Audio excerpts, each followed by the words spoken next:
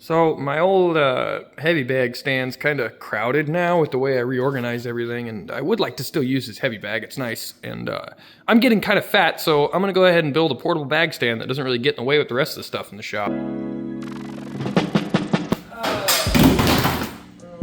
That was mostly safe. Anyways, got the bag all pulled out. It's one of those body length bags. I don't know, I call it a body bag. It's about as tall as I am. It's actually a little taller. So I think I weigh a bit more though. So what I'm gonna do here is basically recreate as well so you can see it. I'm just gonna turn this camera angle and explain what I'm doing. All right, well, it's upside down, but this is just kind of a basic sort. I don't really know what you call this. It's an L with a gusset. Anyways, I'm basically gonna be copying this shape, but this piece is gonna be substantially longer, and hopefully that piece will stick out a smidge more. But yeah, and the other thing is I want this thing to be mobile and portable, so I'm gonna have to figure that part out, but I guess let's just get to the basics first. A bag stand is just a big L with a gusset, so let's make that and or extend this one I already got.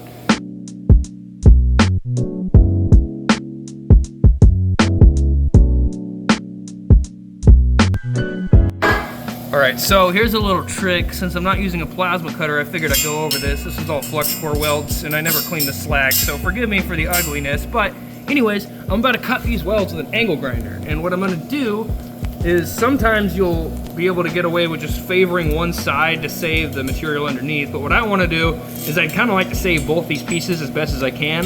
Granted, this one has holes in it, but I can still use it for other stuff. So what I'm gonna do is with the angle grinder disc, I'm gonna try to cut dead center on that weld right at about a 45-degree angle with everything. And what that's gonna do is that's gonna take out the thickest part of the weld, and I'm gonna do that on all four, and that way when I tap it with the hammer, it's gonna break off a lot easier than trying to gouge into this or to favor one side and mess it up real bad. It's just an easier way to do things. Like I said, you could also try to come at it flat, but I find that that tends to get this little metal part grabbing on stuff, and the grinder likes to move around a lot more. So what I'll do is I'll just aim dead center and try to grind it right at about that angle, if you can see.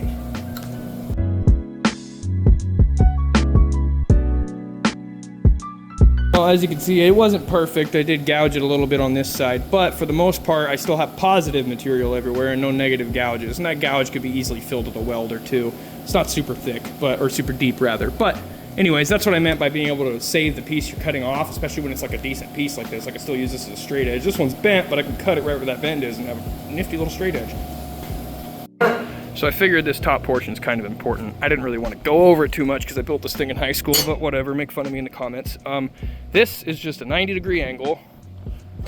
Hint, hint, it's not actually 90. This is a 90-degree angle before I understood how warping worked. And then this is just a 45-degree gusset. Now what this is it is a length of the same square 2x2 by 8th? 8 or 3/16. I forget, I think it's 8. Maybe that's 3/16. So 2x2 by 3/16 is what I used. And actually it says right here, doesn't it? 120 wall? No, that's 1/8 inch. Okay, so this is 1/8 inch. 2x2 by 1/8 inch. Anyways, basically just made a 90-degree L shape, and then I cut perpendicular 45s at either end. That way it drops in and fits, so there's not a bunch of gaps to try to weld up. So that's basically how that is. Real simple, real straightforward. And then what I did was I went ahead and added this little clevis. I have similar things in the front here.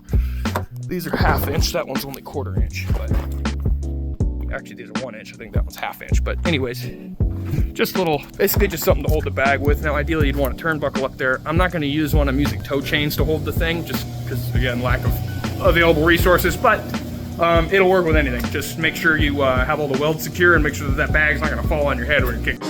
So with the exception of the prefabricated gallows, let's call it, I've got the 2x6 rectangle that I also pulled out of the scrap bin, just had it laying around. This thing's about 5 feet long. And then I got this little piece of 2x2 that was pre-drilled with holes. This used to be on one of those tow hitch, like basket roof rack things, but that was like completely rusted out. I just cut off some of the usable pieces from it. So that's why I have this. And any old 2x2 by probably gonna wanna go with 3/16 at least on a tow hitch thing.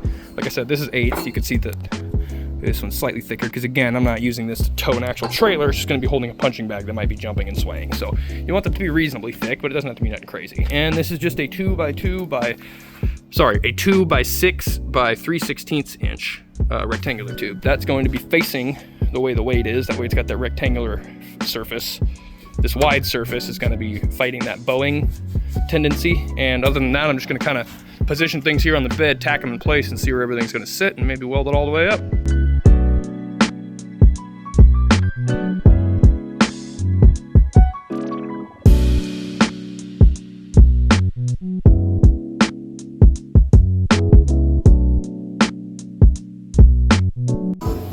I feel like if I just added a jack stand to the bottom of this, it'd make a hell of a crane.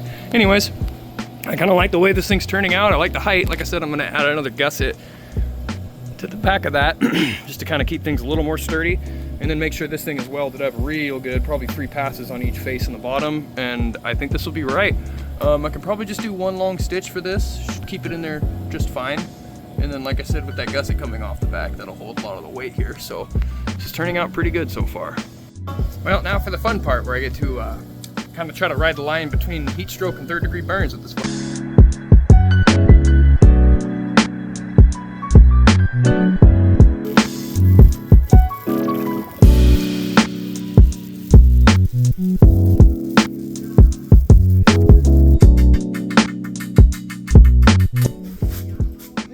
Stabilize this, make these welds come out a little better, so I think I'm going to go ahead and do that.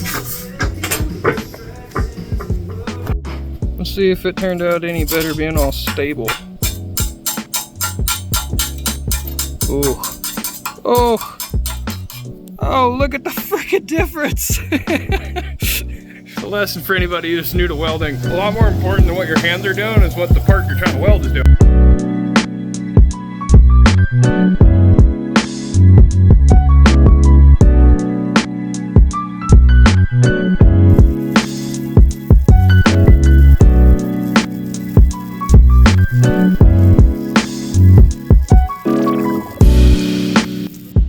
Thing all welded up completely, and I got a little pin going through it in there. Now it's time to hang the bag. It's relatively sturdy, honestly. I mean, it's just wobbly. It's not like it's stiff, but let's see if I can remember this combo real fast.